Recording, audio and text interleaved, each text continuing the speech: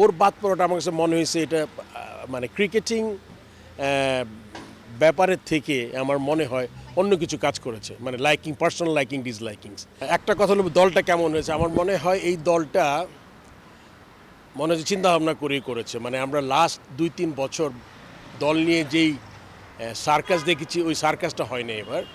But হয় কি, দল করতে কিন্তু সবসময় একটা কিছু মানে এদিক সেদিক সবার সাথে মিলবে না, বাট এই দলটাতে কিন্তু সব কিছু মিশেল আছে।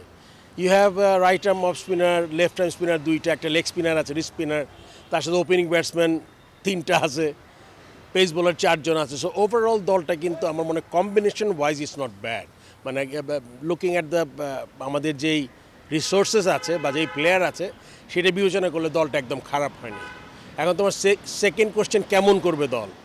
আসলে হয় কি, মাত্র দলটা তৈরি করেছে।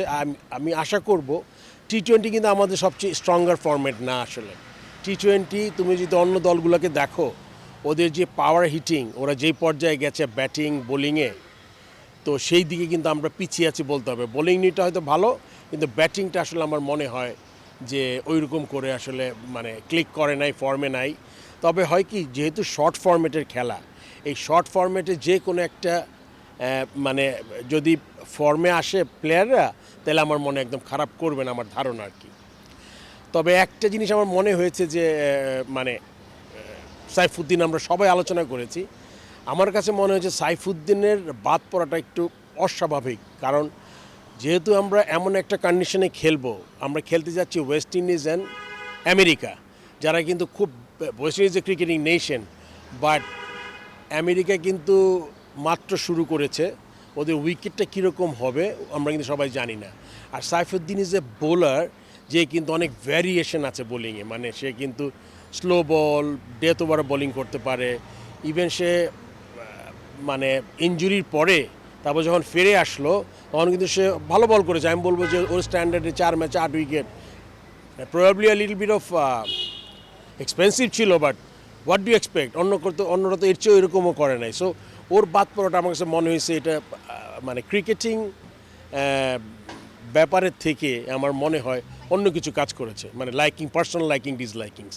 তো আমাদের এটা তো আমরা দেখে আসতেছি লাস্ট 3-4 বছর থেকে, মানে এই পার্সোনাল লাইকিং ডিসলাইকিংটা খুব গুরুত্বপূর্ণ হয়ে ওঠে টিম বানানোর ক্ষেত্রে। আমি ওকে পছন্দ করি, এক্স ওয়াইকে পছন্দ করে, জেড ডাব্লিউকে পছন্দ করে। সে এই জিনিসটা যদি আমরা যদি মনে করি, দেশটাকে যদি আমরা সবার উপরে ধরি, যে দেশ ধরে আমরা টিমটা বানাই, তাহলে কিন্তু এগুলো আসবে না। সাইফুদ্দিনের I am sure throughout the tournament Saifuddin অভাবটা ফিল করবে, because he is a different kind of bowler. ইঞ্জুরিতে ফিরে আসছে এবং সেটা প্রুভ করেছে। চিফ সিলেক্টর একটা কথা বলেছে, তার যেরকম করে ডেথ ওভার ইয়র্কারটা আমরা দেখতে পাই নাই, এটা খুব একটা হাস্যকর লেগেছে আমার। পার্টিকুলার একটা ছেলে ইঞ্জুরি পরে আসার পরে তারপরে তার কাছ থেকে এত কিছু আশা করে ঠিক হয়নি। সো ওভারঅল মিলিয়ে আমি আশা করব ভালো করবে টিম, বাট ফার্স্ট রাউন্ডটা ক্রস করে উড বি ভেরি ডিফিকাল্ট। তারপর হয়তো বা if you can cross the first round, second রাউন্ডে যেতে পারি, তাইলে আমার মনে হয় যে আমাদের কিছুটা ভালো আশা করতে পারি পুরো ওয়ার্ল্ড কাপ থেকে। আমরা জানি যে তাসকিন তো জুনের আগে খেলতে পারছে না, রাইট? এটা আমরা, তার সাথে আমরা একটা ছেলে হাসান মাহমুদকে আমরা ট্রাভেল করাচ্ছি, আর ধ্রুব আছে মনে আরেকটা রিজার্ভে। তো আমাদের 17 জন প্লেয়ার আছে। তো সেই ক্ষেত্রে আমার মনে হয় যে জিনিসটা খুব একটা বেশি হবে না। আমি আশা করি এবার সিমারদের থেকে স্পিনাররা বেটার করবে, আমার ধারণা। বিকজ এটা একটু আন্ডার প্রিপেয়ার্ড উইকেট হতে পারে, উইকেট একটু স্লোর দিকে থাকতে পারে। বিকজ আমরা যে ওয়েস্ট ইন্ডিজের যেই ইয়েটা ছিল, মানে ওদের যে ব্যাকগ্রাউন্ড, ওদের যেই হেরিটেজ ছিল, যে সাবমেরিনা পার্ক, জামাইকাতে আমরা জানি বাউন্স উইকেটে খেলা হইতো, কিন্তু ওগুলো কিন্তু এখন দেখা যায় না। তো সেই দিকে বিবেচনা করলে আমার মনে হয় স্পিনাররা ম্যাক্সিমাম দেশে কিন্তু অনেকগুলো স্পিনার নিয়েছে। সো ওইটা আমার মনে হয় একটা ভালো চান্স হবে। সেক্ষেত্রে সিমারদের তো সম্ভাবনা, মানে আই এম শিওর ম্যাক্সিমাম 3টা সিমার খেলবে এক ম্যাচে। Mehedi Miraz is a good player, undoubtedly test and one-day essential player. But I think Sheikh Mahdi is a better bowler for T20 cricket. So sometime as a management, you have to take some harsh decision. You might not like it, but for the sake of team, let's say একটা উদাহরণ দিই আমি, পুরো তো last world cup team was a circus. একটা opening batsman, নতুন একটা ছেলে চান্স পেয়েছে, there is no other opening batsman, যে ওপেনিং ব্যাটসম্যান তাকে কনসিডারও করে নাই। there is no middle order batsman, 5টা সিম বোলার, দুইটা right arm off spinner. So it was Nasum ছিল, তারপরে সাকিবও তো ছিল মনে হয় লাস্ট ওয়ার্ল্ড কাপে, রাইট? সো এই টিমটা কোনো কম্বিনেশন ছিল না ওই টিমটার। সো সেই তুলনায় আমি বললাম যে প্রথমে যে কম্বিনেশনটা এবার বেটার হয়েছে, এবার রেস্ট স্পিনার একটা পেয়েছি আমরা। সো আমার মনে হয় যে ওইটা খুব একটা যুক্তিযুক্ত কথা না। আর এখন তো ইনজুরি করলে মানে ছেলেরা সবসময় প্র্যাকটিসেই থাকে, যদি ইটস ফার নট ইন্ডিয়া পাকিস্তানে খেলা, ওয়েস্ট ইন্ডিজ আমেরিকা, লম্বা জার্নি হবে, তারপরে ছেলেগুলো যদি আমরা তৈরি করে রাখতে পারি একটা দিনের সিম্বল আমরা রাখতেই পারি। সো ওইটা আসলে খুব বেশি স্ট্রং যুক্তি না, খুবই হাস্যকর। বিকজ ইসি 2007 আমার first tenure as a chief selector, আমরা কিন্তু এটাতে we surprised India and we played the south আফ্রিকার সেকেন্ড রাউন্ডে সুপার 8-এ।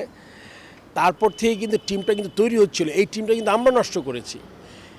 সাকিব, তামিম, মুশফিক, মাহমুদুল্লাহ এরা যখন একটা কোর প্লেয়ার হলো টিমে, তখন কিন্তু আমাদের যা খেলছি তার চেয়ে অনেক ভালো খেলার কথা ছিল। Just because of the selection policy আর ম্যানেজমেন্টের প্রবলেমের জন্য আমরা কিন্তু এখন একটা এস্টাবলিশ টিম হতে পারিনি। আমরা ওয়ান ডের কথা বলি যে আমাদের স্ট্রঙ্গার ফরম্যাট, হ্যাঁ ডেফিনেটলি আমরা এখন মানে লোকালি আমরা মানে ডোমেস্টিক আমাদের দেশে আমরা খুবই স্ট্রং একটা টিম, বিকজ আমাদের হেল্প করে উইকেট টুইকেট সব মিলিয়ে। কিন্তু এখনও কিন্তু এই টিমটা আমার মনে হয় এখনও আমরা আমাদের যতটুকু যাওয়ার কথা ছিল তার থেকে আমি এখনও মনে করি 7-8 বছর পিছনে আছি, বিকজ অফ দ্য ওই আপনার ম্যানেজমেন্ট বা রাইট ডিসিশন না নেওয়া, অযথা প্লেয়ারদের বাদ দিয়ে দেওয়া। ছোট্ট একটা উদাহরণ, Mahmudullah Riyad, he became T20 captain, 6-7টা ম্যাচ খারাপ করেছে, ওর ক্যাপ্টেন্সি গেছে, টিম থেকে বাদ হয়ে গেছে, 1 বছর চলে গেছে, আবার কিন্তু ছেলেটা ব্যাক করছে। তার মানে কি হয় প্রথমটা ভুল ছিল, নাইলে এখন ভুল হয়েছে নেওয়াটা। সো ইটস লাইক এই জিনিসগুলো যদি আমরা ঠিক করতে না পারি, এই ঘোর ম্যাচ খেতে থাকবো আমরা এই জায়গায়। 24 বছর টেস্ট স্ট্যাটাস, ওয়ান ডে খেলেছি না আরও আগে 36 থেকে। সো এখনও যদি আমরা বলতে না পারি যে আমরা ভালো কিছু আশা করবেন না, হ্যাঁ ফর্মেট অনুযায়ী হয়, যেমন আমাদের স্ট্রঙ্গার ফর্মেট আমরা লাস্ট ওয়ার্ল্ড কাপে কী করেছি, তানজিদ তামিম ছেলেটাকে এত ইয়াংস্টারকে কতটা প্রেশার ক্রিয়েট করা হয়েছে, ছেলেটাকে 9টা ম্যাচ পরপর খেলতে হয়েছে ওর ছেলেটা, because there is no backup batsman. আবার এই ছেলেটা এরপরে টুডে আবার বাদ, আবার দেখলাম ঢুকে গেছে। সো দিস ইজ মানে এটা কোনো আসলে কোনো চিন্তা থেকে এগুলো করে না ওরা, হঠাৎ করে একজন এসে বলে যে ওকে নাও নিয়ে নিলাম। মানে this is just like trial and error বলি না, আগে আমরা গাড়ি ওয়ার্কশপে পাঠাতাম, যখন না জানে ওয়ার্কশপে মেকানিক, তখন বলে স্যার এটা নষ্ট হয়েছে, এটা ঠিক করে দেখি, হয় না, আবার আরেকটা লাগে। সো এই চিন্তার থেকে এই ট্রায়াল অ্যান্ড এরর বেসিস এখনও চলছে আমাদের ক্রিকেট, তাতে করে আমাদের খুব ভালো কিছু হওয়ার কথা নেই।